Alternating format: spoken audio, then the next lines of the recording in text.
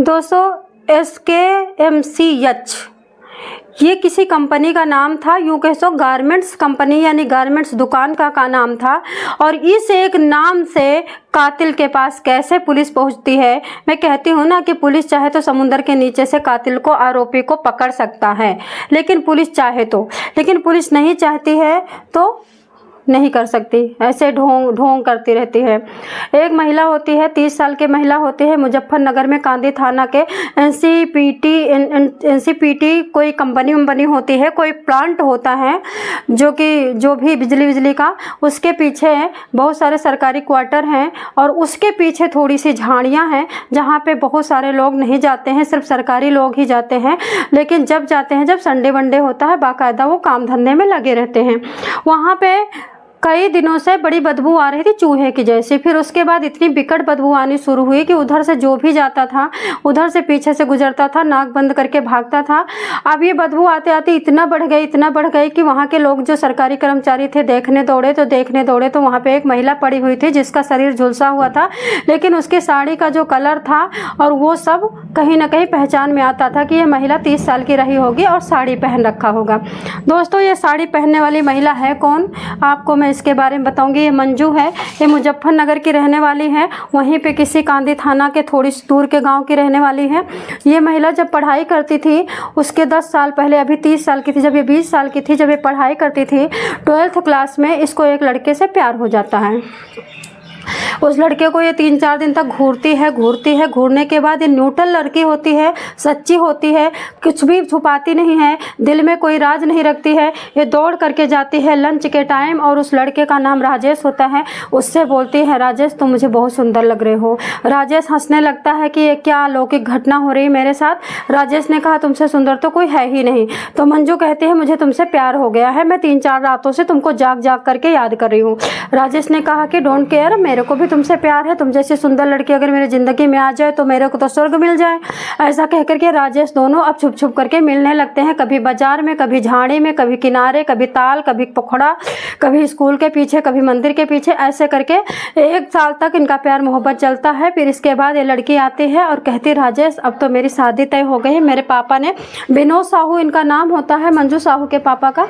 मंजू साहू बोलती है मेरे पापा ने शादी तय कर दी है, क्या आप मेरे से शादी करना चाहोगे या फिर तुम यूं ही जिंदगी भर परमानेंट हमारे साथ आशिक बन करके रहोगे। तो राजेश ने कहा कि ये क्या कह रही हो।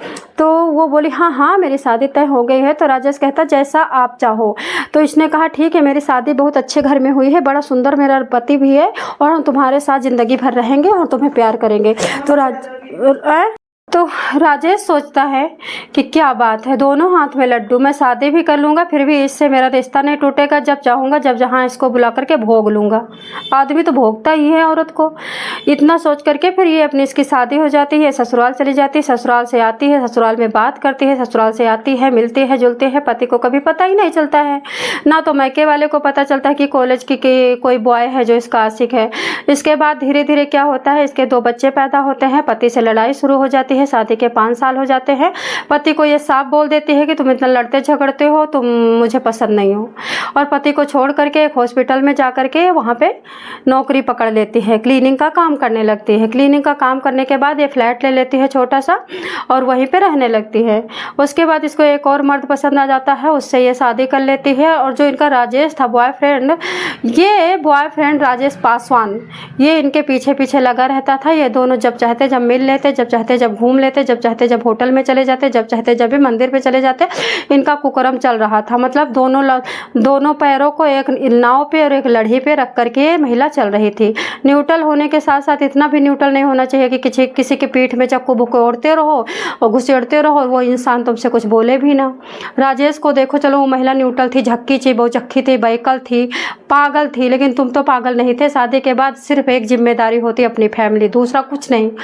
तो राजेश सबसे मिलता रहता है। फिर इसको दूसरा हॉस्पिटल में काम करते करते हॉस्पिटल के ही एक डॉक्टर क्या वैसे झोला छाप डॉक्टर से प्यार हो जाता है। मंजू थी इतनी सुंदर, इतनी नैन नक्श की सुंदर थी, इतनी प्यारी क्यूट गर्ल थी कि उससे कोई लगता ही नहीं था कि ये शादीशुदा है। वैसे भी औरत, आपको तो पता, 40 साल में भी अगर अपने को फिट रखे तो कंवारी ही लगती है। तो मूछें तो होती नहीं औरत की, जब मूछें नहीं होती है तो औरत कंवारी लगती है। तो इसके बाद दोस्तों क्या होता है, ये इसके साथ फिर रहते हैं कम से कम 5 साल। दूसरी शादी जो होती है, इससे इसको एक लड़का पैदा होता है। इसके 6वां साल जैसे शादी को लगता है, वैसे इससे भी इसके मन भर जाता है, क्योंकि इसकी आशिकी ख़त्म नहीं हो रही थी और इसके पति को पता चल जाता है कि ये नंबर 1 की जिहादी औरत है, आशिकी करती है, प्यार मोहब्बत करती है, दूसरों से दिन भर फ़ोन पे लगी रहती है, व्हाट्सएप पे लगी रहती है, ये हमें टाइम कम देती है, जब भी फ़ोन लगाओ फ़ोन बजता है, उठाती नहीं है, फ़ोन फॉरवर्ड कर देती है, कॉल को ड्रॉप कर देती है और ये फ़ोन पे लगी रहती है। यही रीज़न था कि घर में लड़ाई शुरू हो गई तो मंजू ने साफ कह दिया कि तुम जैसे मेरे पीछे पड़े हुए हैं, तुम जैसे आदमी की हमें सख्त ज़रूरत नहीं है, तुम सख्त तुरंत के तुरंत मेरी ज़िंदगी से निकल जाओ, मैं कमा रही हूँ, मुझे तुम्हारे पैसे की ज़रूरत नहीं है। इतना कह करके फिर मंजू हॉस्पिटल में काम कर ही रही थी, आराम से फ्लैट दूसरा लेती है, दूसरे फ्लैट में आराम से शिफ्ट होकर के अपने बच्चे को पढ़ाने लगती है। एक दिन ऐसे ही क्या होता है, राजेश आता है इनके फ्लैट पे। अब बाकायदा राजेश आता है, हर 8 दिन पे राजेश कॉलेज वाला फ्रेंड। राजेश भी बांका जवान था, लंबा था, चौड़ा था, गोरा था, चिट्टा था, 100 आदमियों में एक आदमी लग रहा था। दोनों जो इसके खसम दोनों मिले थे, दोनों खसमों से लाख गुना सुंदर था। राजेश अभी तक चल रहा था इनका परमानेंट। एक दिन राजेश आता है 22 जुलाई को नहीं 20-30 जुलाई को आता है और इनसे पूछता है, 20-25 तारीख को पूछता है कि एक्चुअली इनकी हत्या 22 जुलाई को हुई है, हाँ, तो आया होगा 17-18 को, जब भी आया हो, पूछता है कि मंजू जब भी फ़ोन लगाता हूँ बिजी, किससे बात करती हो? तो मंजू कहती है कि मुझे एक हॉस्पिटल में नया स्टाफ आया है, उससे प्यार हो गया है। अब सोचो, बैकल नहीं है ये औरत। कहते हैं कि सारी दुनिया के राज बता दो, पर अपने बॉयफ्रेंड को कभी नहीं बताना चाहिए पति से, और पति तुम पूरी दुनिया का राज बता दो, लेकिन तुम्हारी बीवी को कभी बॉयफ्रेंड के बारे में नहीं बताना चाहिए। यही रीज़न है कि राजेश को बड़ा बुरा लगता है कि शादी करके तुम बैठी थी वो ठीक था, लेकिन तुम गली गली बाएं एड्स बटोर रही हो, गली गली जा बाएं कैंसर बटोर रही हो, लोगों के शरीरों को पसीना को सूंघ रही हो। राजेश पूछता है कि वाओ, तुमको तो अच्छे आशिक मिलते हैं। मन लेता है, मन टुटोता है। मर्द कभी भी दूसरा मर्द बर्दाश्त नहीं करता, लेकिन औरत दूसरा मर्द बर्दाश्त करती है। तो फिर राजेश कहता है कि मंजू ये आदमी से तुम मिली भी? बोले हाँ मिलती हूँ। तो बोले आदमी कैसा है? बोले बहुत अच्छा है, तुमसे स्ट्रॉन्ग है। बोले संबंध बनाते? बोले हाँ संबंध बनाती हूँ। इतना सुनते हैं राजेश को आग लग जाती है। राजेश मुस्कराता है, चाय पीता है, संबंध बनाता है, निकल लेता है। 22 जुलाई को ये एनसीपीटी प्लांट के पीछे झाड़ियों में मंजू को मिला करता था, बुलाता है और कहता है एक काम ज़रूरी है। और वहाँ पे जाकर के जब ये जाती है अपने लड़के के साथ, तो राजेश कहता है कि तुम उस आदमी से बात करना बंद कर दो। तो मंजू कहती है छोड़ दो मुझे, छोड़ दो भाई, मैं गंदी हूँ, छोड़ दो। लेकिन राजेश कहता है ना तुम्हें छोड़ा है ना छोड़ूंगा, तुम उस आदमी से बात करना बंद कर दो, नहीं तो तुमको मैं कहीं का नहीं छोड़ूंगा। मंजू कहती है कि मैं तुम्हें छोड़ रही हूँ, आज के बाद मैं तुमसे बात नहीं करूँगी। तुम्हारी शादी हुई, मेरी शादी हुई, मैंने कभी तुमसे नफरत किया? मैंने कभी तुमको मिलने से मना किया?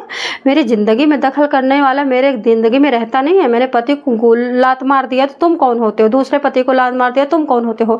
मुझे ये आदमी पसंद है और मैं इससे शादी करने वाले, तीसरे आदमी से शादी करने जा रही। 31 साल की उम्र थी, 31-32 साल की। उसके बाद वहीं पर पकड़ के गला चढ़ जाता है। चढ़ने के बाद इसको खूब अच्छी तरह से भिरोड़ता है, कूटता है, छाड़ता है, छीलता है, इनको नंगी करके कूटता है।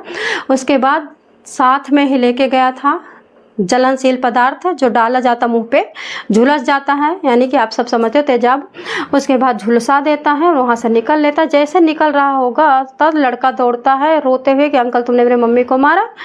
लड़का देख रहा था जब ये मार रहे थे, बेचारा चुप डरा हुआ था, लेकिन जाने के टाइम बोल दिया, वही बड़ा गलत काम किया। आर्यन को भी उसी तरह मम्मी की तरह मारता है और आर्यन के भी चेहरे पे थोड़ा सा छिड़क देता है, वही जो बोतल में पड़ा था, और चल देता है। यही बात है कि अभी इस लाश की जब बदबू आने लगती, सड़ने लगती है, तब लोग जाते हैं तो पुलिस देखती है, तो उस साड़ी के उसके कोने में दुकान का टैग लगा हुआ था, CMG करके, SMTS जो भी हो अभी बताया मैंने। तो उस दुकान पे पहुंचते हैं, फिर दुकान पे CCTV कैमरा में देखा जाता है, और फिर वहाँ वो लड़की के फ्लैट में पहुंचा जाता है, फिर हॉस्पिटल में पहुंचा जाता है। हॉस्पिटल में स्टाफ साफ बता देता कि 5 दिन से तो ड्यूटी नहीं आई। फिर इनके बाप का नंबर लिया जाता है, विनोद साहू को फ़ोन किया जाता है। तब विनोद साहू बताते हैं इसका पहला पति, इसका कॉलेज का, इसके दूसरा पति, इसके हॉस्पिटल वाले सारे टोटल के विकास, सुधीर, ऐसे करके राजू फाजू, राजेश, इस तरह के रंजीत करके 5 लोगों के FIR होती है। तो उसमें पकड़ में कोई नहीं आता, सिर्फ राजेश आता है। राजेश को जब पुलिस देखती है कि शुरू से लगा पड़ा है, बाकी तो छोड़ के चले गए पति, इन्होंने छोड़ दिया, तो इसका मतलब कि इसी ने बुलाया था। तो फिर उसके बाद अब राजेश देखो क्या होता है, अभी तो जेल में है, अभी चार्जशीट नहीं जमा हुई है दोस्तों। तो बस निष्कर्ष क्या है इस इस घटना का, कि महिला अपने आप ही मरती है, महिला की हवस महिला को खा जाती है, महिला का लालच महिला को खा जाता है। महिला को रूल में बंध के रहना चाहिए। पानी जब क्यारी के फूट करके निकलता दूसरे खेत में चला जाता है, पानी मेड़ के अंदर रहना चाहिए। देखो